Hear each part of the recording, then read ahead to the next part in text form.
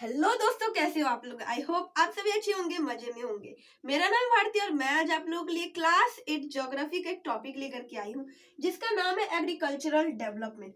Agriculture मतलब क्या होता है? खेती बाड़ी। डेवलपमेंट मतलब कि एग्रीकल्चर मतलब खेती बाड़ी में जो डेवलपमेंट होती है उसके बारे में आज की इस वीडियो में हम लोग पढ़ने वाले। देखिए, हम जानते हैं कि हम लोग का जो बेसिक नीड्स है वो है फूड। हम लोग खाना के बिना तो रह ही नहीं सकते।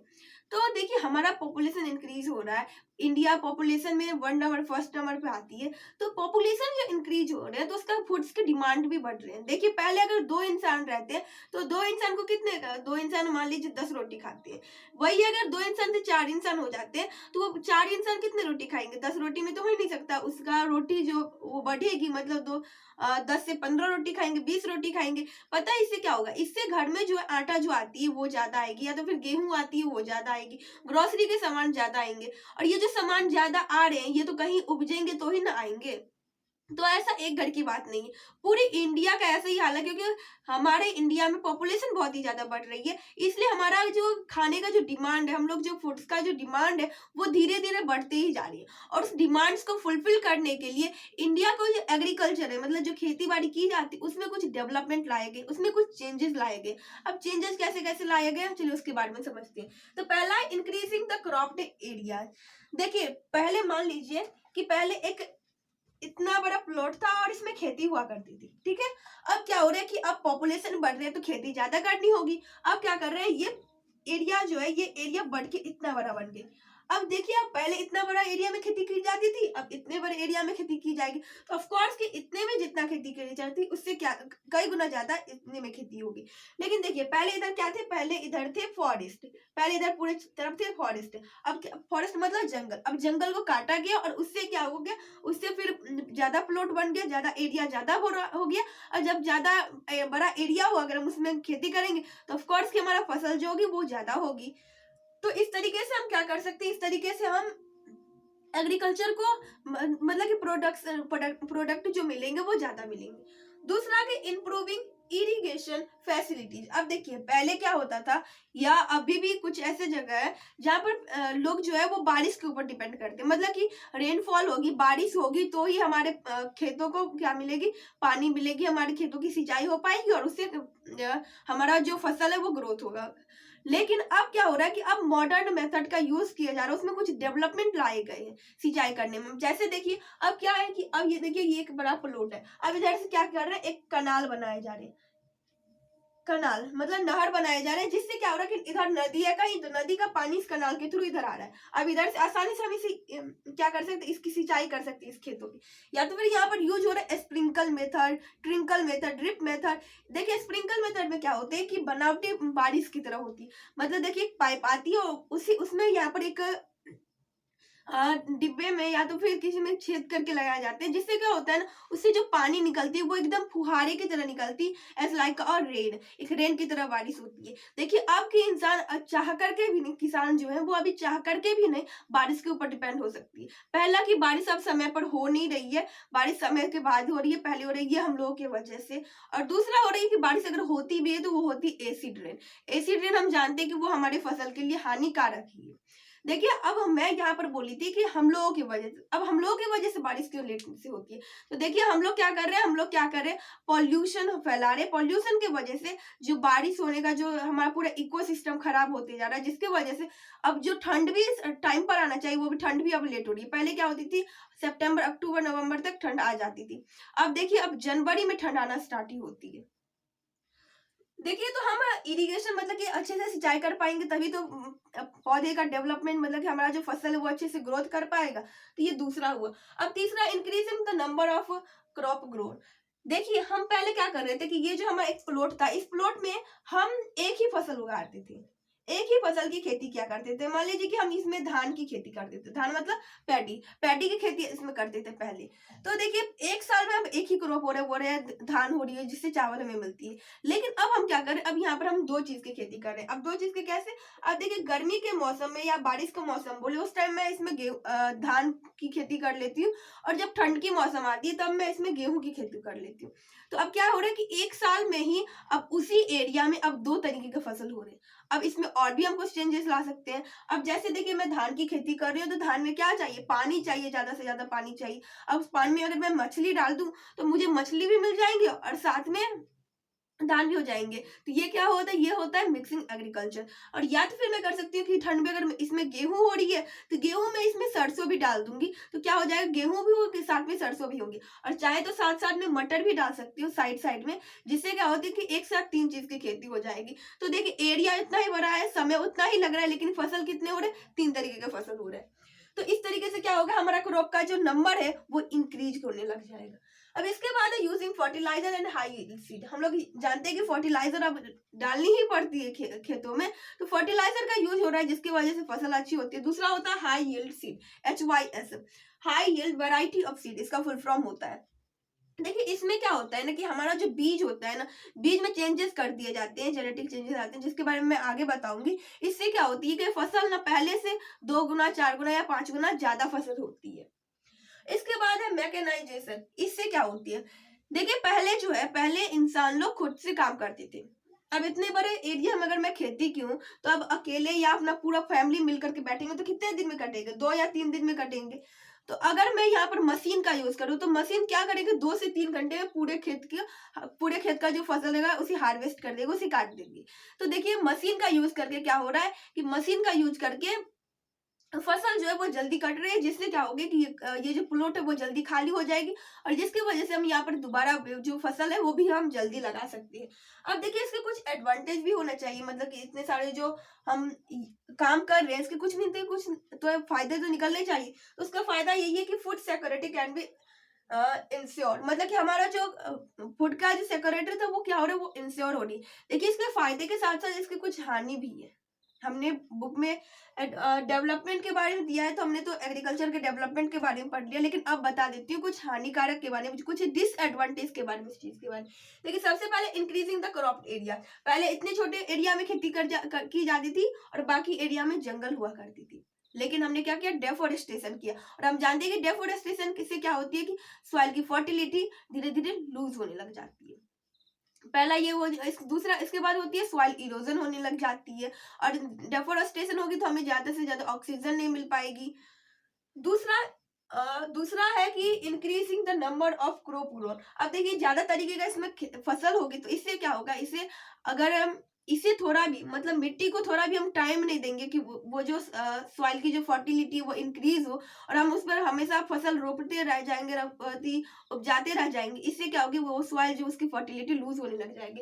अगर हम हाई यील्ड वैरायटी का सीड यूज करते हैं तो इससे भी क्या होते हैं ना, वो जो है ना वो जमीन का सारा न्यूट्रिशन, सारा जो उसका जो पावर होता है, फर्टिलाइजर पावर जो होता है, वो सबको फर्टिलिटी को वो अपने तरफ ले लेती है, तभी तो वो ज्यादा फसल इंक्रीज हो पाती है। और उसके बाद है मैकेनाइजेशन, मतलब कि मशीन का यूज होता है। हम जानते हैं कि इंडिया में तो अभी तक ज्यादा मशीन का यूज हो नहीं पड़ा है, ज्यादा तक हरियाणा और पंजाब में यूज हो रही है। लेकिन अगर बात करें कि मशीन का अगर यूज हो रही है तो इंसान सब बेरोजगार होते जा रहे हैं। देखिए ये अगर कोई जमीन, ऐसा इंसान है जिसका ये जमीन है, वो देखिए वो अब एक बार पैसा इन्वेस्ट करके और क्या की, सारे मशीन सब खरीद ली, मतलब सोविंग करने के लिए भी मशीन, हार्वेस्ट करने के लिए भी मशीन।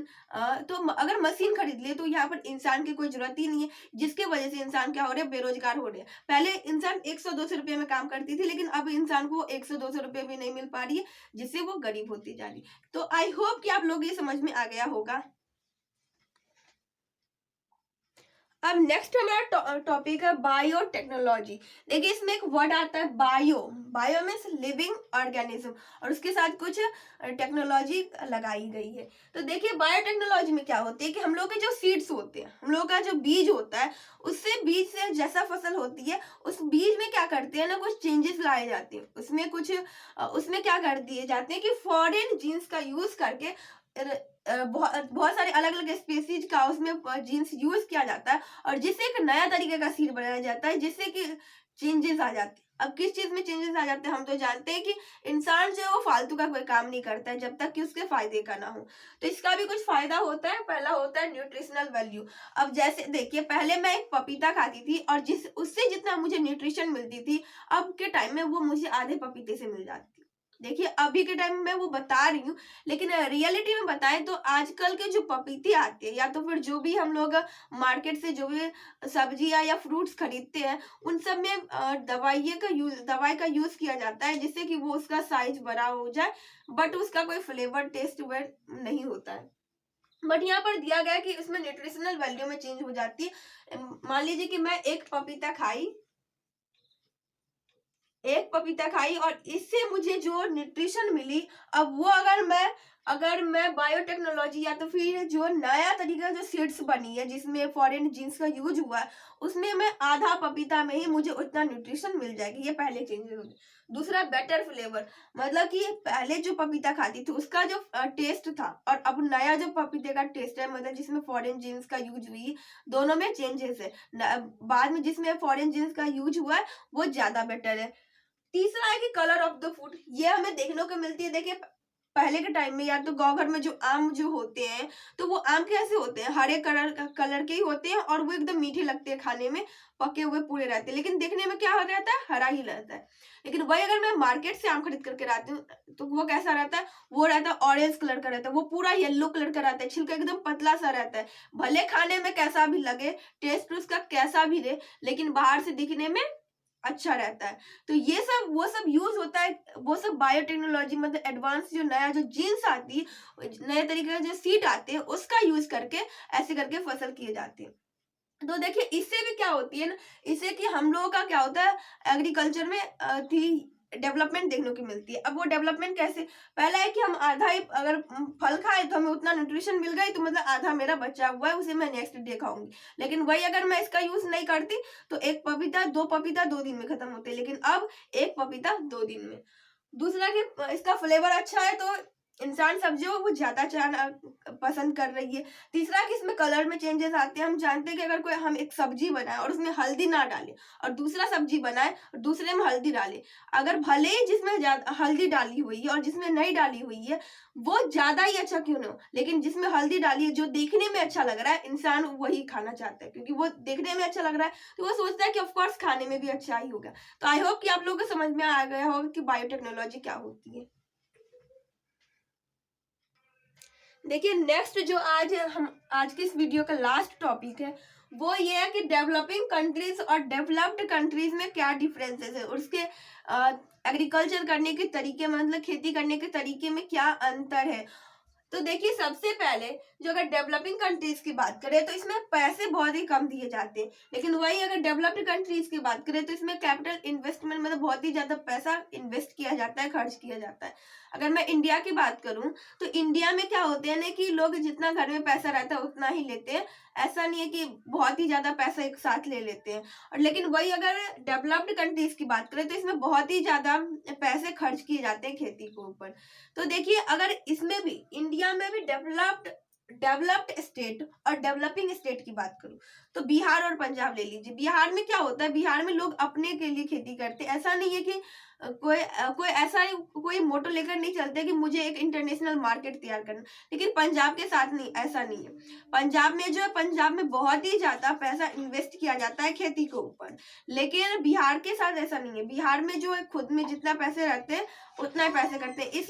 इसलिए जो हमारा पंजाब का जो सरकार है, राज्य सरकार, वो भी किसानों को क्या करती है, टैक्स लोन देती है।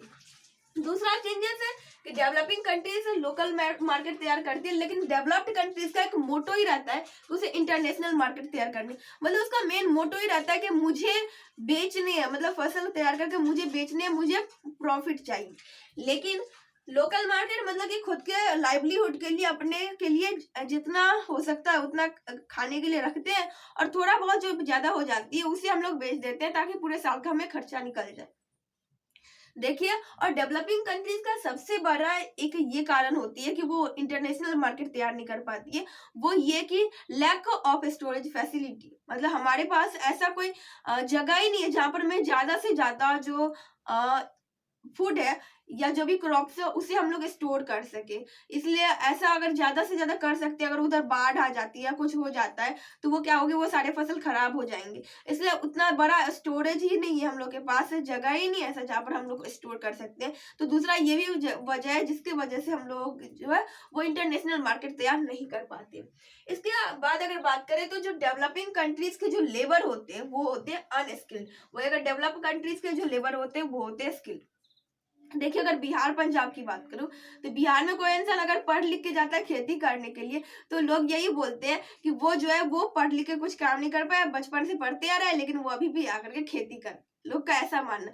लेकिन वही पंजाब के किसान कितना भी अपने बच्चों को पढ़ा लेते हैं लेकिन वो एग्रीकल्चर में उसे रखते ही है। या तो फिर अगर मैं कंट्री लेवल पे बात करूं तो इंडिया के जो इंसान है वो अगर अनस्किल्ड इंसान ही ऐसे होते हैं जो कि फसल करते हैं, मतलब खेती करते हैं। लेकिन अगर वही डेवलप्ड कंट्रीज की बात करो, यूएसए की बात करो, तो वहां के इंसान जो है खेती करने के लिए भी पढ़ाई करते हैं कि किस तरीके से खेती करेंगे तो हमारा प्रॉफिट होगा। लेकिन इंडिया में ऐसा कुछ नहीं है। अगर इंडिया में पढ़ लिख के जाएंगे खेती करने के लिए तो बोलेंगे बचपन से पढ़ाई लिखाई किए, लेकिन क्या बोल रहे हैं अभी आकर के खेती कर रहे हैं। इसके अलावा इसमें यूज होते हैं, डेवलपिंग कंट्रीज में यूज होते हैं मॉडर्न, सॉरी ये गलत हो गया, यहाँ पर ये होगा यूज ऑफ मॉडर्न इक्विपमेंट और यहाँ पर होगा ट्रेडिशनल मेथड। देखिए डेवलपिंग कंट्री में जो होते हैं वो ट्रेडिशनल मेथड का यूज करते हैं, मतलब कि हल से जोतते हैं खेत को, फिर बारिश का पानी आता है नहर के पानी से उससे सिंचाई वगैरह करते हैं। फिर अगर फसल कट जाती है, हाथों से ही फसल को काटते हैं और कट जाती है तो उसे क्या करते हैं, उसे बैलगाड़ियों से एक जगह से दूसरी लेकर जाते हैं। देखिए अभी इतना भी पुराने हम लोग नहीं, पुराने तरीके से नहीं करते, लेकिन फिर भी अभी हम लोग ऐसा ही करते आ रहे हैं। लेकिन वही अगर डेवलप कंट्रीज की बात करूं, डेवलप कंट्रीज की बात करें तो वहां पर मॉडर्न इक्विपमेंट का यूज होता है, मतलब कि मशीन ही ज्यादा काम करते हैं, इंसान से ज्यादा वहां पर मशीन ही काम करते हैं। देखिए इंडिया में होता है इंटेंसिव फार्मिंग, लेकिन वहां पर होता है एक्सटेंसिव फार्मिंग। इंटेंसिव फार्मिंग मतलब कि छोटा सा जगह में ज्यादा फसल करते हैं, लेकिन वहां पर एक्सटेंसिव फार्मिंग मतलब कि एक साल में एक जगह पर एक ही फसल उपजाए जाते हैं, और ये ज्यादातर स्पार्सली पॉपुलेटेड एरिया में होते हैं। स्पार्सली पॉपुलेटेड मतलब ऐसा एरिया जहाँ पर लोग सब कम ही रहते हैं, ज्यादा से ज्यादा वहां पर खेती ही होती है। देखिए एक और चेंज ये है, डिफरेंस ये है, देखिए डेवलपिंग कंट्रीज में भले ही जगह कम हो लेकिन वहां पर फसल as compare to developed countries या तो फिर as compare to extensive farming यहाँ पर फसल ज्यादा होती, पर हेक्टेयर का जो यील्ड है वो यहाँ पर ज्यादा होती है, क्योंकि यहाँ पर जमीन कम रहती है लेकिन एक फसल के साथ साथ दो तीन फसल करते हैं। जैसे अभी कुछ देर पहले मैं बताई थी कि गेहूं तो करते हैं, गेहूं में ही थोड़ा सा सरसों भी मिला देते हैं, तो गेहूं तो होगी ही लेकिन सरसों भी होगी। लेकिन वही अगर डेवलप कंट्रीज की बात करो तो वहां पर मशीन का यूज किया जाता है कटाई करने में। अगर वहां पर सरसों डाल भी दिए जाते हैं तो वो क्या कर देंगे, गेहूं की तरह ही सरसों को भी काम तमाम कर देंगे, तो ऐसा नहीं हो सकता। इसलिए जो हमारा जो डेवलपिंग ये जो फसल, ये सारे तरीके जो यूज किए जाते हैं या तो फिर इंटेंसिव फार्मिंग का जो यूज है ये डेवलपिंग कंट्रीज में, और डेवलपिंग कंट्रीज में जैसे आप एग्जांपल में ले सकते हो इंडिया, और इसके एग्जांपल में आप ले सकते हो यूएसए, कनाडा। और इसलिए बात कर बताओ तो ये जो डेवलप कंट्रीज है इसमें जो गरीब इंसान जो होते हैं ना, वो उस इंसान का इधर कोई रोल ही नहीं होता है। ऐसा हम लोगों में ऐसा होता है कि अगर कोई इंसान ऐसे बहुत ही ज्यादा गरीब है, उनके पास खाने के लिए पैसे नहीं, तो वो क्या करते हैं, खेती में काम करने लग जाते हैं जिससे उसको पैसे मिल जाते हैं। लेकिन डेवलप कंट्रीज के साथ ऐसा नहीं, अगर कोई गरीब इंसान भी है तो वो खेती में कोई काम ही नहीं कर सकते, क्योंकि वहां पर मशीन का यूज होता है। आई होप कि आप लोगों को समझ में आ गई होगी। अब मैं आप लोग एक स्ट्रेटेजी बोले या प्लान बोले या मैप बोले और मैं बताने वाली हूँ जिसके थ्रू उस तरीके से अगर खेती किया जाए तो इंडिया का जो खेती है वो भी बहुत ही अच्छे तरीके से होगी। देखिए यहाँ पर मैं एक मैप तैयार की हूँ, पता नहीं इसे क्या बोल सकती हूँ, प्लान, ये स्ट्रेटेजी बोल सकते हो या कुछ भी। देखिए इसमें मैं ऐसा एक नक्शा बनाई हूँ जिससे कि अगर इस तरीके से खेती करें तो क्या हो सकती है। देखिए सबसे पहले एक बहुत ही बड़ा प्लॉट लेते हैं हम लोग जिसमें हम लोग खेती करते हैं, तो उसमें क्या करते हैं ना कि हम लोग ऐसे में फसल ही पूरे में उपजा लेते हैं, कुछ भी ऐसा नहीं कि कुछ भी दिमाग का ऐसा यूज करते हैं जिसके थ्रू फसल हमारी अच्छी हो सकती है। देखिए यहाँ पर हम अगर एक बहुत ही बड़ा प्लॉट है हमारे पास, तो हम क्या कर सकते हैं, बीच में एक तालाब बना सकते हैं। उस खेत के बीचों बीच में एक तालाब बना लूंगी जिसमें क्या होगा, उसमें पानी रहेगी, तो पानी रहेगी तो क्या हो सकती है कि सिंचाई बहुत ही अच्छी तरीके से हो जाएगी। अब उसके चारों साइड का जो जमीन है वो अपने आप क्या हो जाएगा, वो सब सॉइल जो वो फर्टाइल सॉइल हो जाएगी, क्योंकि उसे पानी, प्रॉपर पानी उसे मिल रही है। तो देखिए यहाँ पर मैं एक ये खेत है तो यहाँ की कुछ जगह मैं ले लूंगी जिसमें मैं कैटल्स को रखूंगी, मतलब जिसमें मेरे मवेशी रहेंगे, जैसे गाय भैंस बकरी वगैरह जो भी रहे उस मैं इसमें रखूंगी। इतने दिन में मैं एग्रीकल्चर करूंगी, खेती करूंगी। जैसे कि मैं इधर अगर बारिश का मौसम रहती है या समर सीजन रहते हैं तो उस टाइम में मैं इसमें धान रोप दूंगी, या तो फिर जो भी उस टाइम में इधर वेजिटेबल जो भी रहेंगे वो लगा दूंगी, और भी उस टाइम में जो भी दाल वगैरह होगी वो सब मैं इसमें लगा दूंगी। तो और देखिए, ये देखिए इससे क्या होगी, ये जो कैटल्स है तो इससे हमें मिलेगी मिल्क। इससे हमें क्या मिलेगी, इससे हमें मिलेगी मिल्क। तो मिल्क से क्या हमें पैसे मिलेंगे, तो ये पहला हो गया।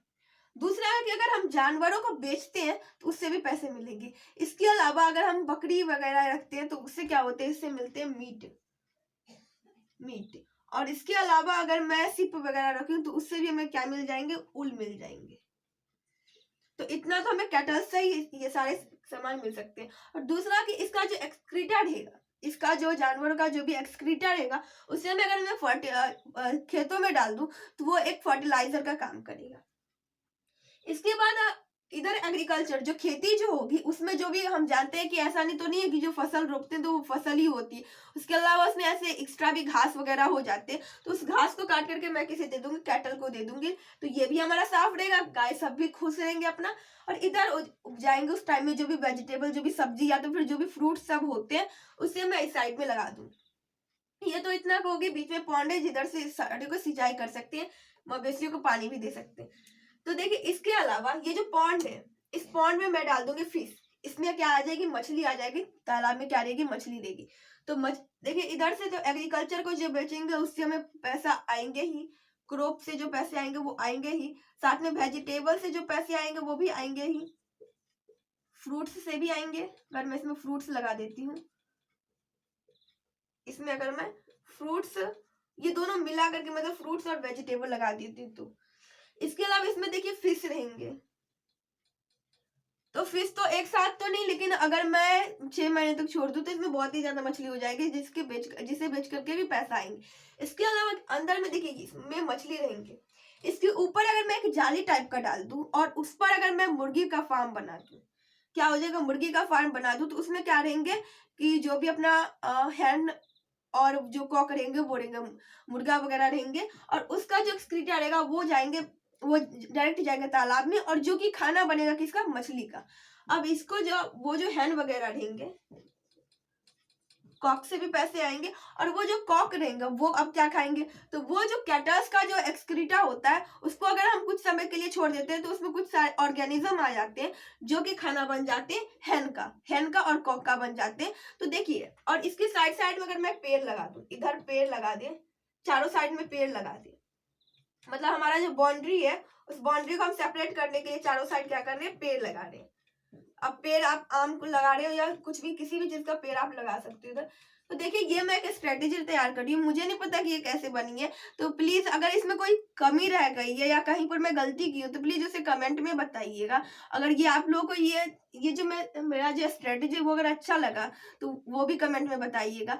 आई होप कि ये वीडियो आप लोगों के लिए यूजफुल रहा होगा। अगर ये वीडियो आप लोगों को पसंद आया तो प्लीज वीडियो कर दीजिएगा एक लाइक। और आज मैं ये नहीं बोलूंगी थैंक्स फॉर वॉचिंग, आज मैं ये बोलूंगी कि जय जवान जय किसान।